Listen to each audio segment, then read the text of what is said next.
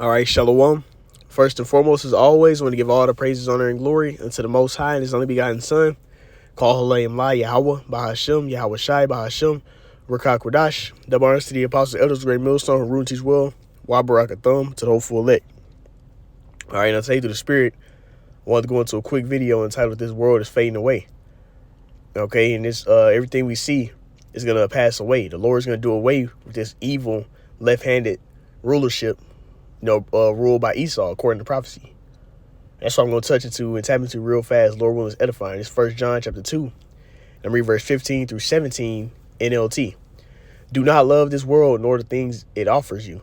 For when you love the world, you do not have the love of the Father in you. So the world causes you to become an enemy unto the Lord and depart from the Lord. Because why? This world is ruled and governed off of everything the Lord is against. So it puts you against the Lord instead of on his side. All right. It says, verse 16, for the world offers only a craving for the physical pleasure, a craving for everything we see. And our pride in our achievements and possessions, these are not from the Father, but are from the world. So all these things you can gain in this world, the Lord isn't, that's not going to lead to you being, basically, ultimately, it's vain. It's not going to follow you in the kingdom to come. It's only valid here. All right, it says, and this world is fading away along with everything that people crave. But anyone who does this, what pleases Yahweh Bashem Shah will live forever. Those who serve the Lord will live forever. Okay, they'll be preserved. Not these people who serve Esau. People who serve Esau will be destroyed in these latter times. Okay, let's continue on. This is 1 Corinthians chapter 7, and we're going to start at verse 29. But this I say, brethren, the time is short. King James Version. It remaineth that both they that have wives be as though they had none. You see, and this is just like 2 Ezra 16. Be even as pilgrims upon the earth. We have, here is our temporary home, but our true home is going to be when Yahweh Shah returns. All right, verse 30. Oh my God, Salaki. Satan. All right, it says 1 Corinthians 7 and verse 30. And they that weep as though they wept not, and they that rejoice as though they rejoice not, and they that buy as though they possess not. You see? So all these things that we see are going to pass away eventually, according to prophecy. Verse 31, and they that use this world as not abusing it, for the fashion of this world passed away. So we still have to dwell here. So we make our living situation the best way we can, to whatever the Lord permits. However, we know that this is not the end all be all. The kingdom to come will be established, and this kingdom is going to be destroyed. So everything we set up or we have, we're going to have to let it go. All right. This is Micah chapter 2 in verse 10. It says, arise ye and depart, for this is not your rest. This is not the end all be all. This world is fading away. That's why World War III is happening. That's why all these plagues are being brought upon this place. Okay. This place is being destroyed through Yahweh Bashem Shah, all these different natural disasters. All right. These different signs from heaven are happening because the Lord is getting ready to destroy this place. All right. It says, because it is polluted, it shall destroy you, even with the sword of destruction. This place will destroy you if you get engulfed into this world. You get too entangled with this world, because the world is given unto Satan right now. All right. So in order for you to prosper here, you got to trim your ways to the ways of Satan or be adverse. All right. This is this Hebrews chapter 13 and verse 14. It says, for here we have no continuing city, but we seek one to come. A city is where citizens dwell. And why do we have not a continuing city? Because Esau's kingdom is the most wicked kingdom ever. And when you depart and you don't fear the Lord and you depart from the ways of the Lord, that'll lead to your kingdom crumbling. That's why all these nations are being risen up against Esau. That's why Esau has given them the ability to have the same technology as him. So now they're able to battle him. The Lord put it in Esau's spirit to do that because he's about to take his dominion away, his rulership away, by way of what? His wickedness that he's done. And the Lord is going to allow him to be destroyed by his own weaponry, his own sword, his own blessing. Let's go here. This is Romans chapter 13 and verse 11. I'm going to read it NLT. It says, this is all the more urgent, for ye know how late it is. Time is running out. You see, the time is running out. Why? Because this world is fading. It's ending. It says, wake up, for our salvation is nearer than we believed. All right, so we got to awake out of that dead state of mind and come to life, the scriptures.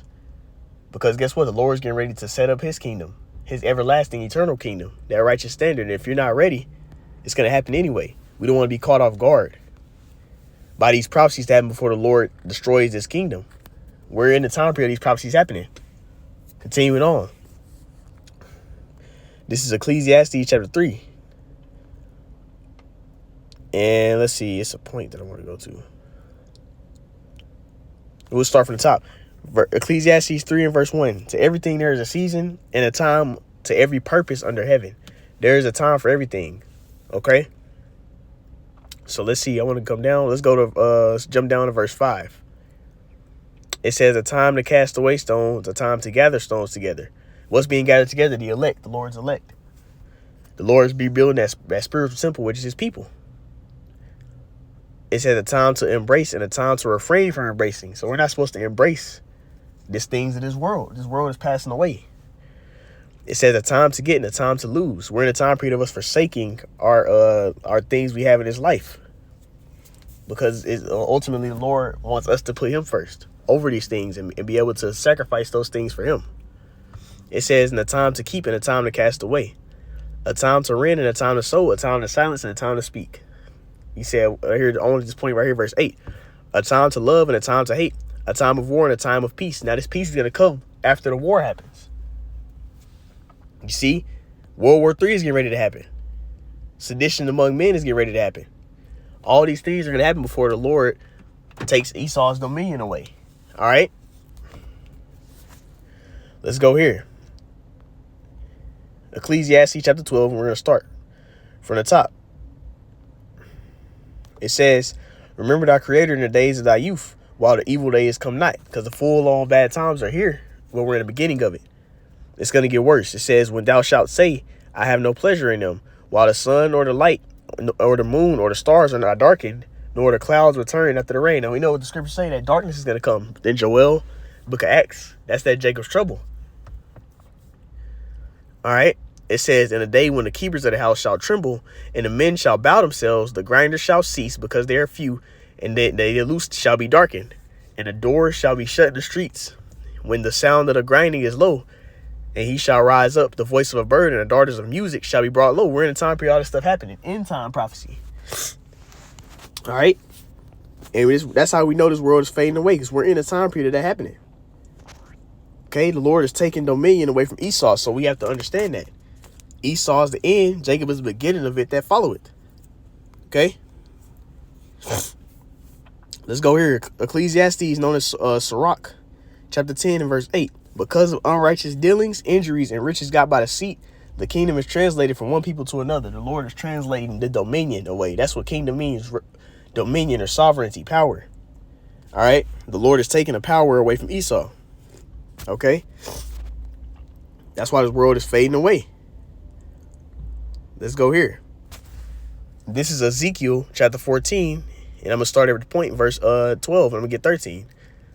The word of the Lord came unto me, saying, Son of man, when the land sinneth against me by trespassing grievously, then will I stretch out mine hand upon it, and I will break the staff of bread thereof, and I will send famine upon it, and I will cut off man and beast from it. Now we know those 4 sword judgments the Lord is saying. All right. So this chapter goes into that. But the point I wanted to get is, when the land sinneth against the Lord, that's when he brings judgment upon it. All right. So this land has sinned worse than any other nation. That's why this world is fading away. The Lord is going to destroy this place. You see, this is,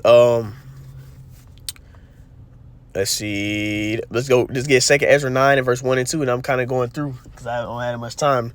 And it reads, he answered me then and said, measure thou the time diligently in itself. And when thou seest part of the signs past which I have told thee before, then shalt thou understand that it is the very same time wherein the highest will begin to visit the world which he made, which the Lord is about to get ready to visit this place. Okay. You see, we're in the end. How do we know we're in the end? Because the scriptures tell us. Verse 3, when there shall be seen earthquakes upwards of people in the world, then shalt thou well understand that the Most High spake of those things from the days were before thee, even from the beginning. For like as all is made in the world at the beginning and the end is manifest. The end is manifested, okay? We're in a time period of this world being destroyed. Lord taking dominion from Esau. 2 Ezra 6 and 9. For Esau is the end of the world, and Jacob is the beginning of it that follow it. We're getting ready to see this world fade fully away. It's fading away now. The mirth is gone. So we got to make sure we depart from this place spiritually. And when it's time to actually depart, which is going to be in that chariot, Abarat Desai, we be ready. But see, this world is fading away. That's the point of this lesson, man. So love not this world. And I want to end this thing off by saying, call halal Yahweh, Ba'ashem, Yahweh Shai, Ba'ashem, Rakak Radash, double honors to the apostles, elders, great millstone, Harun, teach well, Shalom.